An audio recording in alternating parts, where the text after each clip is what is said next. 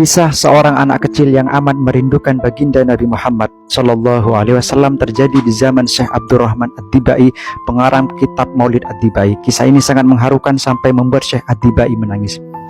Dikisahkan Syekh Abdurrahman Ad-Dibai sedang berkumpul dengan orang-orang di kota Zahid, ujung kota Yaman, untuk berziarah ke makam baginda Nabi Muhammad Sallallahu Alaihi Wasallam di kota Madinah. Jarak perjalanannya membutuhkan waktu selama kurang lebih 2 minggu. Ketika rombongan hendak bergerak ke kota Madinah, tiba-tiba seorang anak kecil berusia 8 tahun datang dan menyapa Syekh Ad-Dibai. "Wahai Syekh, aku ingin ikut berziarah ke makam Nabi." Permintaan anak kecil itu tidak diizinkan oleh Syekh karena khawatir membuat susah rombongan. Lalu Syekh Ad-Dibai bertanya kepada anak kecil itu, "Kenapa kau sangat ingin ikut?" Lalu anak kecil itu berkata, "Wahai Syekh, percayalah aku sangat rindu kepada Rasulullah." Namun dijawabnya, "Sudahlah, kau tetap tidak boleh ikut." Maka berjalanlah rombongan tadi. Setibanya di kota Madinah, tepatnya di makam Rasulullah, Syekh Abdurrahman Ad-Dibai terkejut melihat anak kecil itu ada di hadapannya. "Wahai anak kecil, dari mana kau datang? Bagaimana kau bisa ikut?"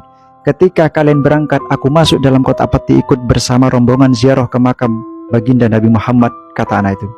Syekh Ad-Dibai berkata, "Aku tidak heran kalau kau masuk peti, tapi selama 2 minggu kau tidak makan dan kau tidak minum." "Wahai Syekh, sungguh aku dilupakan dari makan dan minum karena sangat rindu kepada baginda Nabi Muhammad." Anak kecil tadi pun bertanya, "Wahai Syekh, apakah benar tanah ini pernah dipijak oleh Rasulullah?" Kata Syekh Ad-Dibai, "Iya." Kemudian anak kecil itu mengambil tanah itu lalu diciumnya tanah tersebut. Anak kecil itu tiba-tiba roboh seakan-akan pingsan. Rupanya anak kecil itu telah wafat. Anak kecil itu pun dikebumikan di luar kota Madinah karena orang luar. Kemudian Syekh dan para rombongan mengerjakan umroh. Saat pulang, Syekh Ad-Dibai teringat anak tersebut lalu datang menziarahi ke makamnya. Ketika Syekh melihat keadaan makam itu menjadi bingung karena makam yang berada di luar kota Madinah berangsur-angsur bergeser masuk ke kota Madinah mendekati makam baginda Nabi Muhammad SAW. Melihat itu menangislah Syekh Abdurrahman Ad-Dibai. Sampai sekarang makam tersebut masih ada dan berada di seberang Masjid Nabawi.